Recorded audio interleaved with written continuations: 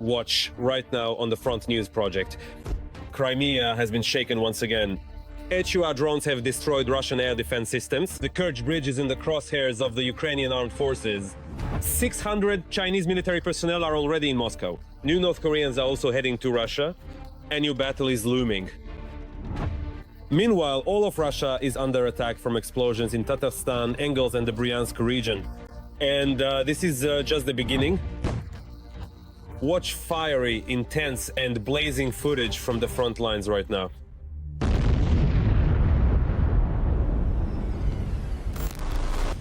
It's the fourth year of the full-scale war that Putin's Russia started on Ukrainian soil. The Ukrainian armed forces continue to heroically defend not only their homeland, but the entire civilized world from the aggression of Kremlin war criminals. Greetings! This is Front News. I'm Volodymyr Timoshenko. For the next 30 minutes, you'll get the truth about the war uncovered by our journalists from the hottest combat zones. So, are you ready? Then let's begin.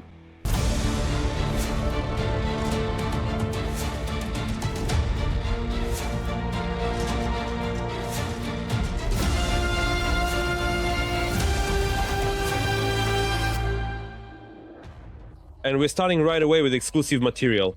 Drones from the main intelligence directorate of Ukraine destroyed Russian air defense systems in Crimea. Yes, the special unit Ghosts has clearly weakened the Russian air defense. And in general, throughout the week, the temporarily occupied Crimea has been shaken more than once. In particular, we're talking about the attack on the airfield in Jankoy. And enemy military facilities in Tatarstan, Engels, Bryansk, Belgorod and Saratov regions of the Russian Federation have also come under attack. In a minute, we'll show you exclusive footage. Meanwhile, NATO is stating that Putin is prepared to wage war in Ukraine until 2027. At the same time, the alliance countries themselves are preparing to fight against the Russian Federation. NATO will mine the entire border with Russia from Finland to Poland. This is at least some protection against a potential Russian invasion. Let's look at all the details. Russia has been shaken once again. 5 regions and the temporarily occupied Crimea have come under drone attacks. The attack on military facilities in Crimea began late in the evening. Explosions thundered in different areas. The Jankoy airfield, which is used as a logistics hub for supplying troops and equipment, as well as a base for attack helicopters, came under attack again.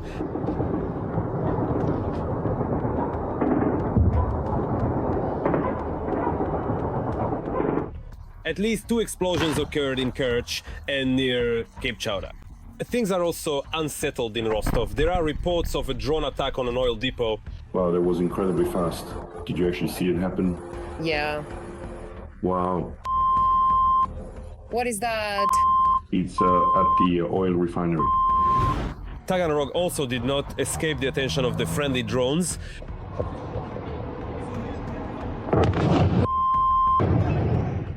The local Atlant Aero plant, which specializes in components for combat UAVs and control systems, came under attack.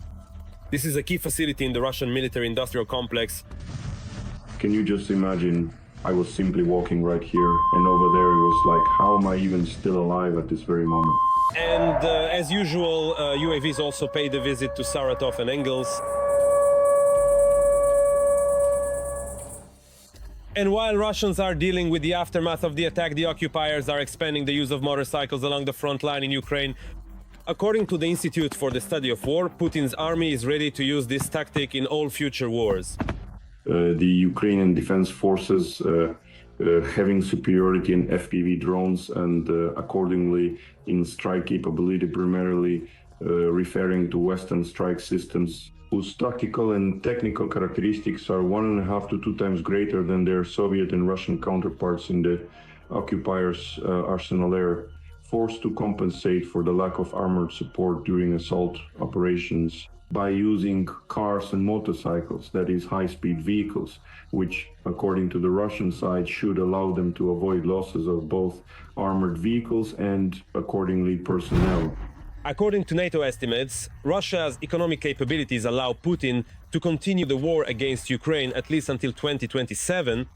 However, in this scenario, it is believed that the Russian defense industry is already operating at its limit, and further increases in weapons production are impossible. And a telling example is that a Russian factory producing microelectronics for aircraft and military equipment, the Stavropol Enterprise has halted production due to losses from fulfilling government contracts and mounting debts. This is the real state of the Russian economy. At this point, we can say that it is essentially overheated. The entire economy of the Russian Federation has been switched, exclusively directed entirely to a war footing. Accordingly, the Russian political leadership fully understands that the possibility of ending the war in Ukraine would in fact be a catastrophe for the Russian economy. Despite the problems in the Kremlin, Poland, Finland, and the Baltic states are ready to mind their borders with Russia and create a new Iron Curtain in Europe. All these countries have announced their withdrawal from the Ottawa Convention, which prohibits the use of anti-personnel mines, amid discussions about a possible Russian invasion of NATO countries. These actions by NATO countries should be regarded as an appropriate response to the actions of the Russian side as it expands its military presence directly at the borders. When it comes to the Baltic countries, we are talking about Estonia, Latvia, Lithuania, as well as Finland and Sweden. In other words, the Baltic countries are fully aware of the increased threat from the Russian Federation in the event of possible direct offensive actions aimed at seizing the territories of these countries. And in addition, the Kremlin is increasing its military presence in Africa. Moscow is sending tanks, armored vehicles, howitzers, electronic warfare equipment, and other gear to its African core using cargo ships. The Russian Federation is trying to use its military presence on the African continent as a way to replenish its treasury by exploiting the natural resources of these countries. First and foremost, this refers to gold, oil, gas, and uranium mines. Additionally, there is diamond mining and the use of the human resources of African countries to replenish the ranks of the armed forces of the Russian Federation. As we can see, Prigozhin has long since passed away, but his enterprise lives on and thrives. But for how long?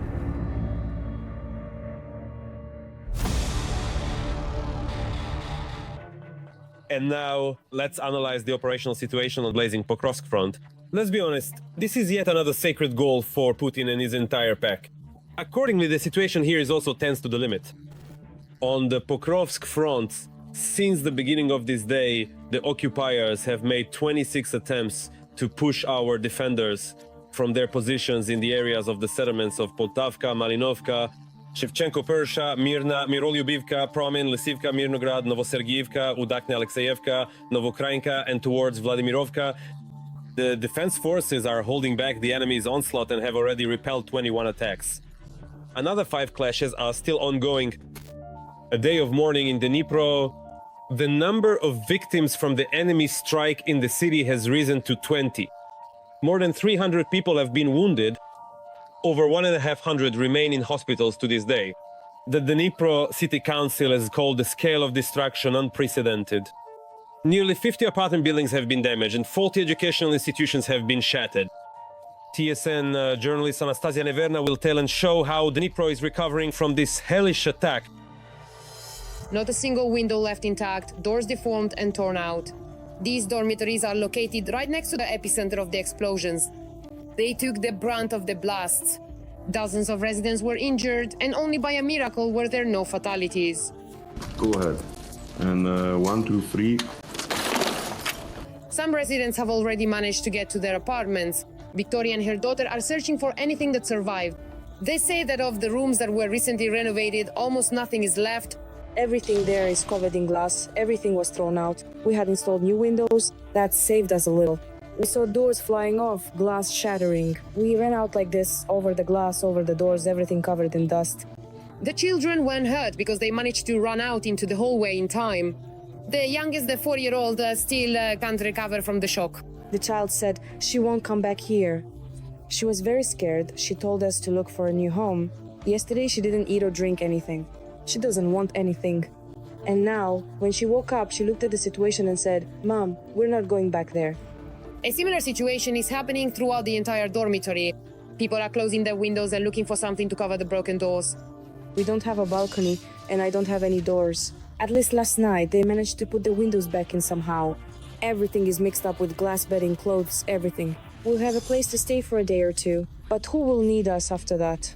3 ballistic missiles struck this area at short intervals. As is typical for this type of weapon, the strikes happened shortly after the alert was announced, so most people didn't have time to reach shelter. Sergei and his son were already entering the building when the explosion happened nearby. He recalls, he barely managed to shield his child with his own body. We were just stepping outside, and at that moment, everything started collapsing. Something hit us, glass or debris, I don't know what exactly. They stitched up the wound, put a bandage on it, and otherwise, it's more or less okay. The passengers of the train coming from Odessa were also affected. There are more than 50 of them. One of the missiles exploded nearby. Miraculously, there were no fatalities there. 10 people were injured, including children. In the first hours after the attack, ambulances could barely keep up with transporting the wounded. Hospitals were receiving severely injured patients every 5 to 10 minutes. Currently, more than 1,500 patients are under medical supervision. The condition of nearly 20 of them is critical. 13 children also remain in the hospital. All the patients who are admitted have mine explosion injuries. They all suffered shrapnel wounds to the head, eyes, limbs, and abdomen. The patients in critical condition have traumatic brain injuries, chest injuries, abdominal injuries, and wounds to their limbs. The destruction caused during this attack was described by the Dnipro city administration as the worst since the start of the full-scale invasion. More than 50 apartment buildings, dozens of private homes, hundreds of cars, hospitals, clinics, and over 30 schools and kindergartens were damaged. Since yesterday, victims have been lining up in huge queues to file police reports about their damaged property. The roof, the windows, the glass, everything is damaged. Of course, it's stressful. And thank God that everyone is alive and well, that things turned out this way. I work in a kiosk.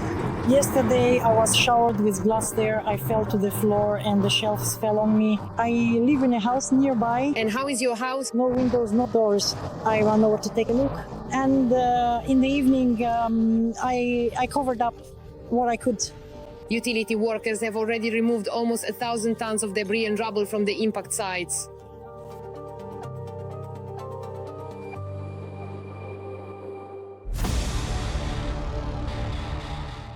And in general, up to 700 Shaheds in a single attack, and almost every night, this is the grim forecast from Ukrainian military for the coming autumn. How are the armed forces of Ukraine preparing to counter this hellish threat? Our journalists have been looking into this question. The Russians are ramping up drone attacks. The occupiers are now launching hundreds of Shahids across Ukrainian territory. And it seems this is not the limit.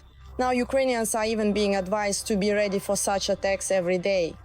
Allegedly, starting from September, the aggressor country could launch 700 Shahids at Ukraine daily. But is this really the case? If we're talking specifically about Shaheds, I think that number is greatly exaggerated. By the end of 2024, the Russians were able to produce about 70 drones per day.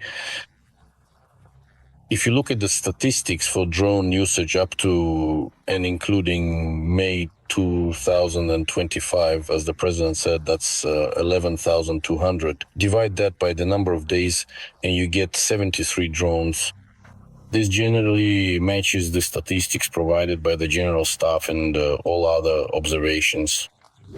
Recently, the Russians have indeed increased their drone production capacity, but we're not talking about hundreds per day. Currently, the occupiers can roll out up to 90 Shahids per day from the assembly line.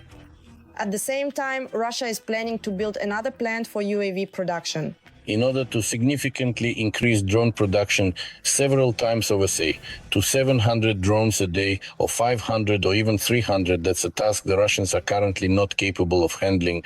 Even if 25,000 South Koreans come here, each bringing their own brick, and they are all already trained and prepared for drone production, I still think that in any case, this task cannot be accomplished by September. If you recall the procedure for launching the plant in Yelabuga, when the buildings were already ready and it was only necessary to train and master the technological processes, then only 9 months after the launch of this project, the Russians were able to produce 30 drones per month. 30 drones a month, not per day, but per month. So this is a problem for the future. Although, of course, we need to prepare for this now. Another question is, where did the figure of 500 or 700 drones that Russia supposedly can produce per day come from? Most likely, they were talking not only about Shahed drones, but also about decoy drones. There are Shahed drones and there are decoy drones. The production of decoys can be organized in much larger quantities. But our air defense systems have, so to speak, the signature of each target. And analyzing the signature of these targets generally allows us to distinguish a decoy from a real drone. The problem arose when these drones started being armed, especially in the frontline regions, with warheads of 1.5, 2, or even 3 kilograms. And then it's no longer just a decoy drone, it becomes a strike drone. At the same time, we should be prepared that attacks by hundreds of Shaheds are the new reality. It's just that the Russians won't be launching them daily, but with intervals. Another thing is that the Russians can stockpile them, as they are doing now. They can skip several days, launching 30, 40, 50 drones at night. I mean Shaheds, I'm only talking about Shaheds, and stockpile them, and then strike, say, with 150 Shaheds at once. That's possible now. Maybe by increasing the intervals, they'll increase the number of attacks. The attacks have become considerably more intense because the Russian forces are now consistently using the tactic of amassing Shahed drones at a specific concentrated location. They can then launch 50, 70, or even 80 of these unmanned aerial vehicles at a single targeted location. And this in turn puts an incredible strain on Ukrainian air defense systems. It's extremely difficult to shoot down that many drones. As a result, Ukraine is now actively seeking ways to counter such attacks, and there are already some developments. A very active program for interceptor drones is now being rolled out. There is a lot of discussion about using light aircraft. A government resolution on this matter has been issued. Well, now it turns out that the DFG will finally be responsible for, there will be a specific structure responsible for combating Shaheds. I believe that the most effective countermeasure is to equip light aircraft with interceptor drones or small missiles. But I don't mean Tucanos, and I don't mean the same shark that's now started circulating online. And when an effective countermeasure is found, the attacks will become less intense. After all, the Russians' new strategy will no longer work. In any case, there is also some good news. For now, we shouldn't expect 700 Shaheds per day, although undoubtedly it's better to be prepared for this in the future. Every voice matters. Join our community, support independent journalism and help us bring you the truth from Ukraine. Become a member of Ukraine Today. Join us now. And now it's time to analyze the operational situation on the Lyman front.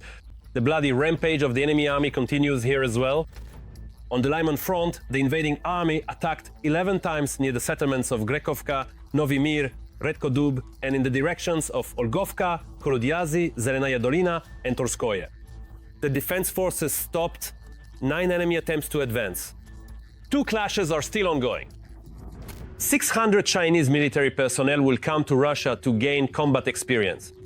And according to Ukrainian experts, this experience will likely be gained on the fronts of the Russian-Ukrainian war. How should such an internship for Chinese military personnel be interpreted? And could it become a precursor to Beijing providing a much larger contingent at the disposal of Russian occupiers, as has already happened with soldiers from North Korea? Let's try to figure this out together. Russia and China are expanding their military cooperation. According to Ukrainian intelligence, the Kremlin will receive about 600 Chinese military personnel as early as this year. This was reported by Kyiv Post, citing a source in the main intelligence directorate of the Ministry of Defense of Ukraine. The Kremlin has decided to give Chinese military personnel the opportunity to study and implement the experience gained by the Russian army in the war against Ukraine, said a source at the main intelligence directorate to Kyiv Post. Chinese military personnel will be sent to Russia for internships. They will be trained at the bases and training centers of the armed forces of the aggressor country. The main focus is on training tank crews, artillerymen, engineers, and air defense specialists. According to intelligence, the goal is to prepare China to counter Western weaponry. And as emphasized by the main intelligence directorate, this is not about a technical exchange, but about a strategic rapprochement between the two armies. This is part of a broader military coordination between Moscow and Beijing against the collective West. It is quite obvious that right now for the People's Republic of China, the experience of real combat operations against a Western-style army with Western weaponry, such encounters and how to counter them is extremely important. Accordingly, for China, which is preparing for a possible confrontation with the United States, this experience is extremely valuable. And that is why right now contact with the Russian Federation is, of course, primarily aimed at obtaining this direct experience. Ukraine has already encountered a similar scheme. Previously, Russia hosted soldiers from North Korea on its territory. At first, it all started with limited training, but soon thousands of North Korean soldiers joined the Russian army in its war against Ukraine. But regarding China, I think there will not be any official involvement of Chinese military personnel, specifically the Chinese army in the war against Ukraine. Most likely it will be limited to further joint exercises, which happen quite frequently with the Russian army. But on the other hand, we remember that the Russian Federation is actively mobilizing by recruiting mercenaries from China. We recall how our main intelligence directorate and other agencies directly reported the participation of more than 150 Chinese military personnel in the ranks of the Russian occupying army. And this precisely shows that even the transfer and adoption of such experience and the sharing of relevant knowledge how to counter Western equipment, how to deal with new tactics, both in offense and defense, can ultimately lead to a situation where certain Chinese citizens on a voluntary basis as mercenaries may later go directly to fight on the side of the Russian aggressor. And although China formally continues to insist on a diplomatic resolution to the Russian-Ukrainian war, in reality it is becoming ever more deeply involved in the confrontation.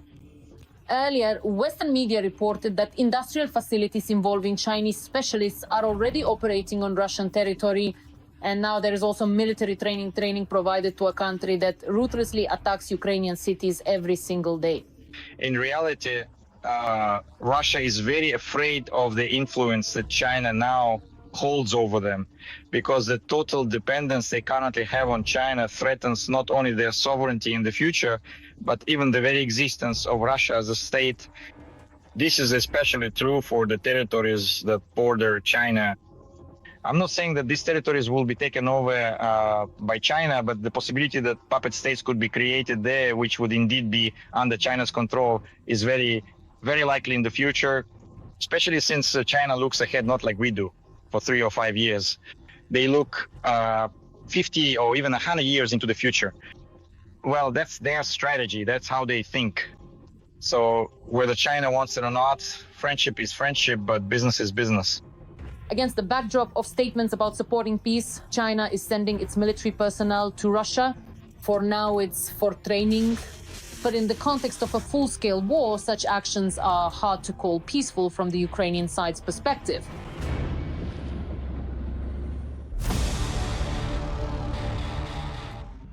And now let's move to the Kramatorsk and Toretsk sectors of the front. The enemy is becoming more ferocious here as well. In the Kramatorsk direction, the enemy attacked the defense forces' positions twice, towards Markove and Bilahora. In the Toretsk direction today, the enemy attacked 5 times in the areas of Yablonevka and Rusiniv Yar. At this moment, one engagement is ongoing. The medical infrastructure of the city of Bila Tserkva in the Kyiv region became the target of a Russian attack this week. At least 2 private clinics and 1 state clinic were damaged. 1 woman was killed, 6 people were injured, including 2 rescuers who had arrived on the scene. In addition, a hotel and entertainment complex was destroyed, cars were burned out, and windows in apartments were shattered. A report from TSN journalist Dnipro from the scene is coming up next for your attention. The most terrifying night since the start of Russia's full-scale aggression against Ukraine, that's how the residents of Bila Tserkva described the events of last night. At 1 in the morning, when everything started exploding, there were 8 explosions in the same place. It was very frightening, and with a small child, it was scary. 1 explosion, then another. You know, you couldn't even lift your head. This neighborhood in the center of Bila Tserkva suffered the most. Here, the medical center was almost completely destroyed, as well as a hotel. The lounge chairs where just yesterday people were relaxing. Tomorrow they had planned to celebrate Ivan Kupala here, but everything changed just a few hours. Because for several hours in a row, Shaheeds kept hitting this place. In another part of Bila Tserkva, locals still stop to look at and take pictures of what's left of the Russian metal. See Jaran too? In this development, a lot of windows were blown out. In addition to apartment buildings, at least 2 medical facilities were also damaged. These are the women's clinic, the maternity hospital, and a private medical facility. The Shahed drone got stuck in a tree, and a significant part of its engine ended up with people on the 2nd floor of the building.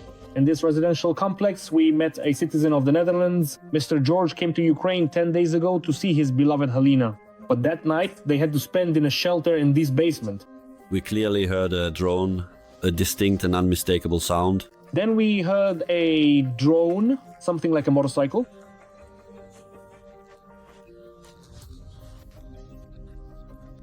The room was shaking, there was dust everywhere. The children were crying, they were scared. Who is responsible for this?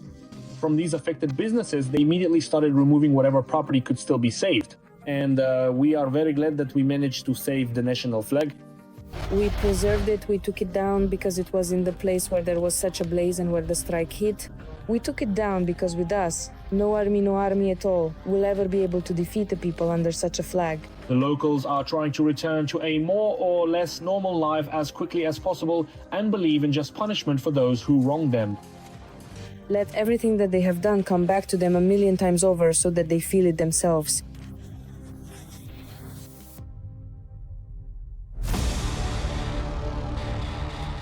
And now, an analysis of the situation on the Orikhiv and Pokrovsk fronts. The Russian world continues here as well to destroy, kill, and maim. On the Orikhiv front, the aggressor carried out airstrikes on the areas of Stepnohirsk, Primorsk, and Kamyansk. On the Pokrovsk front, the enemy attacked our defenders' positions 4 times without success. At the same time, they launched an airstrike with unguided rockets on Kazatske. The number of cases where the occupiers used poisonous chemical substances is increasing. In 3.5 years of the full-scale war, there have already been more than 9,000 such incidents. 2,500 of our defenders have suffered injuries and burns of varying severity as a result. The Russians, of course, ignore all international conventions banning chemical weapons. All the details are in the report by our colleagues from the Specor project. These are exactly the very same gas charges, which, when precisely triggered, will release a significant amount of gas, just like the kind of theatrical smoke you often see on a large stage during a performance. The doctor shows chemical grenades and a drop container. All of this is dropped daily on the heads of our soldiers. The geography of their use stretches from Kharkiv region to Zaporizhzhia. They use all kinds of poisonous gases, grenades, and drop devices.